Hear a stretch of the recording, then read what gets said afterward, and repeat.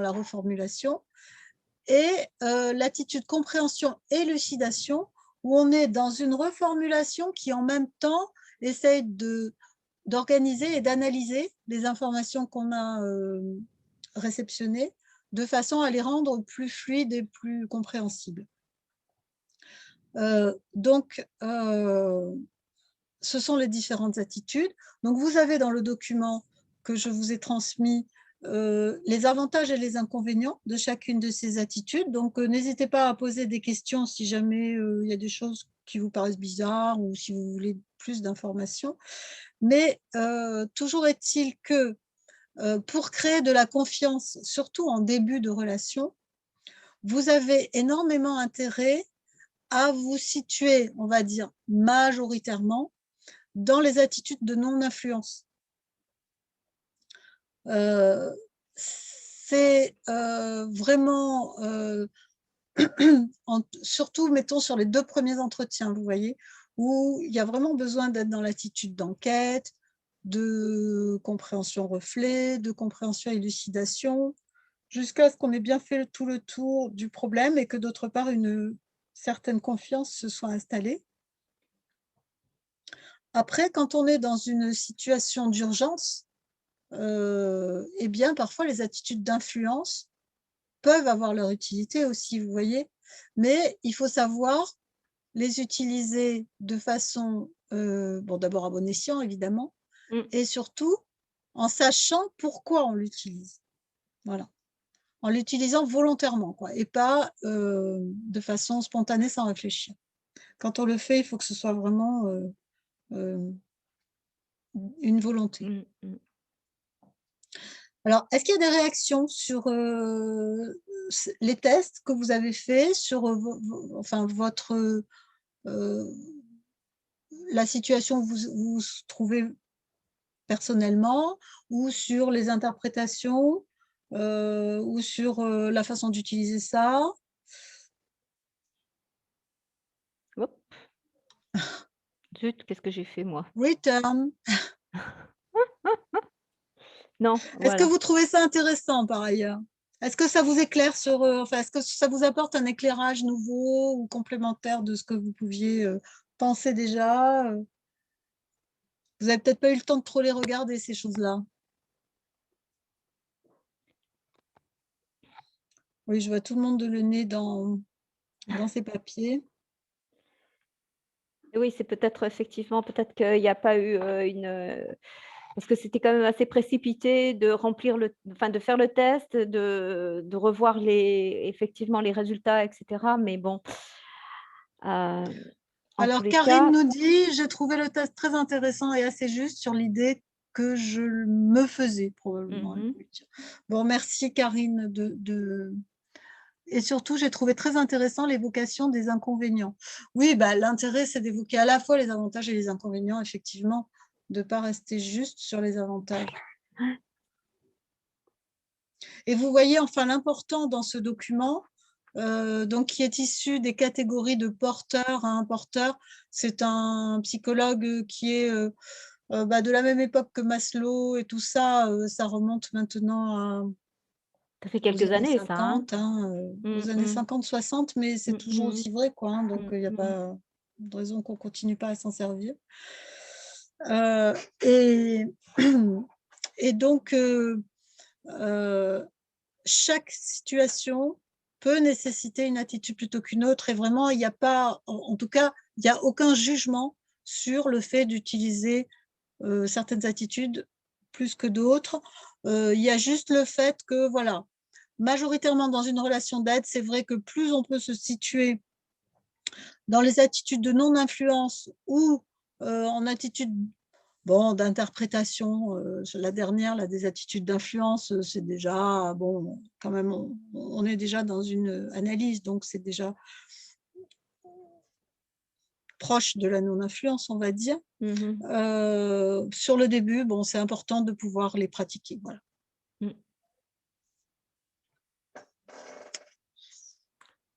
Ouais. Alors, qu'est-ce qu'on a d'autre dans le chat? Hop.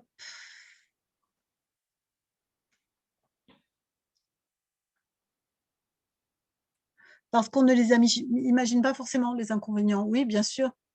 Donc voilà, c'est bien de pouvoir, maintenant agir en toute connaissance de cause, en ayant à la fois les avantages et les inconvénients.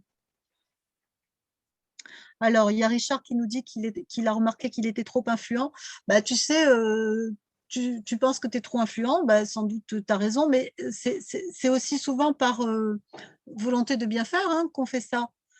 Donc maintenant, tu vois, tu te rends compte que, si tu es trop dans une attitude Ah, d'influence, eh bien peut-être tu donnes plein de conseils, mais tu es pas sûr qu'ils ont été bien investis et bien réceptionnés et donc qu'ils peuvent, être bien mis en œuvre. Donc l'idée dans les attitudes de moindre influence ou de non-influence, c'est qu'on travaille plus avec l'élève en horizontalité pour avoir plus de chances qu'il s'approprie ensuite les conseils. Alors, y Yeah. aurait-il une chronologie du début du tutorat vers la fin? En termes d'attitude, bah, je crois pas trop, non. Ce qu'il y a de sûr, c'est qu'au début, il faut éviter les attitudes d'influence, mais après, je pense que ça s'équilibre et que ça dépend des situations et que je ne sens pas tellement de chronologie. Ce qu'il y a de sûr, c'est que si on était non-stop dans des attitudes d'influence, ce serait pas bon. Donc, on ne peut pas parler de chronologie. Il y a aussi, je ne sais pas si tu la vois, mais on nous donne une référence. Il y a aussi également une figure intéressante à étudier dans le cadre de la relation Y d'aide, c'est arrive. Marshall Rosenberg. Oui, oui, tout à Voilà, fait. hein. Tout à fait. Notamment son livre sur les mots peuvent être des fenêtres ou bien des murs. Bah, Voilà, chaque mot compte, on le verra un ouais. peu plus loin. Donc oui, merci pour ta contribution et pour cette référence parce Voilà, que je sais pas qui c'est, je vois pas le nom de madame ou monsieur Allard, je sais pas, oui, voilà, hein? voilà, Mmh mh. tout à fait. Ouais, Tout à fait. Marshall Rosenberg, c'est celui qui a beaucoup Stéphanie. travaillé sur la Mmh, communication non violente. oui, Donc, mmh, tout à tout fait. à fait. Ouais, On est dedans en plein. en plein, effectivement. Mmh. D'autres réactions ou des questions? Soit en direct, soit par le chat, voilà, hein, vous avez, Bon, bah, écoutez, s'il y a pas de s'il y a si on a eu toutes les réactions, on enchaîne. Du côté italien, c'est compréhensible pour vous? Il y a pas d'explication que vous voudriez qu'on donne par rapport aux documents ou Oui, j'aurais une question. alors, Alors, allons-y. je voulais savoir dans quel sens le support affectif se trouve parmi les attitudes d'influence. Le support affectif, dans quel sens on peut le considérer parmi les attitudes d'influence? Alors, c'est vrai que ça peut se discuter, hein, tu as raison. Et donc, tu vois, là, ce qui est expliqué, c'est que ça peut être ressenti comme une forme de pitié ou de paternalisme. Et du coup, ça, comment dire, ça, c'est comme si tu mettais une couverture Oui, sur le truc, tu vois? C'est-à-dire d'accord. que après, bah, on en on peut plus travailler dessus de la même façon, tu vois? Une fois que finalement ça a été, enfin, en fait, le risque, c'est que ce soit trop dédramatisé finalement mmh, ou dominé. D'accord. Tu vois? Si, enfin, je vais prendre un exemple extrême et Oui. qui n'existera jamais, hein, d'accord? Mais c'est juste, pour, fixer. C'est, Oui, c'est un même. gamin qui arrive et qui te dit, enfin qui se confie à toi, tu vois? Et qui dans la conversation, te parle, de de violences qu'il aurait subies et toi, si tu lui répondais, «Ah oui, je comprends, mais tu sais, finalement, c'est ça quelque chose enfin, c'est finalement tellement commun. Il y a tellement de gens qui subissent ça, tu vois, moi aussi, j'ai eu ça, quand j'étais enfant», ou tu vois? Bon, bah, OK et puis quoi? Voilà. Donc c'est ce risque-là. mmh, Ah, d'accord. Moi, je pensais plutôt que c'était quelque chose qui empêchait l'indépendance, l'autonomie. Dans le sens que si le tuteur est trop, comment dire, trop disponible, qu'il ne pose pas de limites, qu'il ne pose pas un cadre bien précis, qu'il est trop accueillant, cela peut favoriser, ne favorise pas l'indépendance, l'autonomie de l'élève. Bah, en même temps, là, tu as raison. C'est pas exactement ce qui était évoqué là. Oui, toi, ce dont tu parles, mais finalement, c'est bien qu'on en parle. Ce serait une attitude trop fusionnelle. D'accord. Hein, c'est sûr qu'une attitude trop, à la fois trop fusionnelle ou trop permissive n'est pas souhaitable.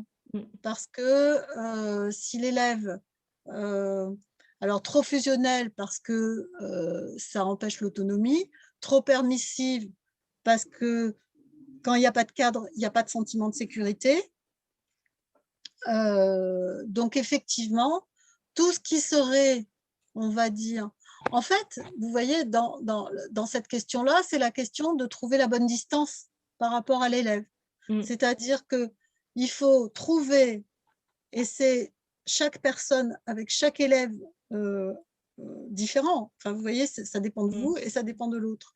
Et donc, il faut trouver la bonne distance entre trop près, ça veut dire trop proche, trop fusionnelle, trop mère-poule, trop protectrice et donc castratrice et donc empêchant l'autonomie, ou trop laxiste, trop loin. Non, trop laxiste, c'est encore autre chose, mais trop loin, et du coup, trop loin, ça veut dire trop distante, qui ne va pas permettre de créer cette relation interpersonnelle qui va soutenir, qui va étayer, qui va écouter, qui va comprendre et qui va guider. Voilà. S'il y a trop de distance, ça ne permet pas la jonction qui va servir de support, hein, pour le coup, et permettre à l'élève de gravir la falaise sans avoir le vertige. Donc, il faut vraiment évaluer la bonne distance que vous allez adopter quand vous êtes face à l'élève en question. Et donc, en tout cas, je te rejoins sur l'idée qu'il faut surtout éviter une attitude trop fusionnelle, parce que dans un premier temps, ça peut sembler, puis c'est plein de bonne volonté, ça peut sembler utile, mais en fait, très vite, ça va, comment dire, ça va empêcher l'évolution vers l'autonomie. Voilà. D'accord, merci. Je t'en prie. D'autres questions, d'autres interrogations, d'autres interventions Bon, eh ben, on va pouvoir passer à la diapo suivante. Donc là, on vient de voir vos besoins autour de se connaître et connaître ses attitudes spontanées. Et donc maintenant, on va parler des techniques de l'entretien d'aide. Alors là, éventuellement, est-ce qu'il y en a certains qui ont été voir le guide, page 13, sur les techniques d'entretien? On ne va pas faire une interro, hein, mais c'est juste pour savoir si certains ont pu s'y référer ou pas. Alors, Karine qui dit oui. Est-ce que Sandra aussi? Alors, celles et ceux qui s'y sont, bon, c'est pas grave, Rosa. Rien n'empêche d'y aller après. Donc, ceux qui y sont allés, est-ce que vous pourriez nous donner un petit peu votre réaction? Il y a Johan qui a levé la main. Alors, on va écouter Johan. Oui. Non, c'était juste pour dire que oui, j'avais bien regardé le... D'accord. Voilà, d'accord. Bon, Johan, puisqu'on te tient, oui. Est-ce que tu as des remarques ou des questions ou des, comment dire, des réactions? Pour le moment, non. Je pense qu'on va en discuter de ces outils, c'est ça, pour les entretiens. Oui. Donc, on verra peut-être par la suite, mais pour le moment, non. Donc, écoutez, vous voyez que globalement, il va falloir, comment dire,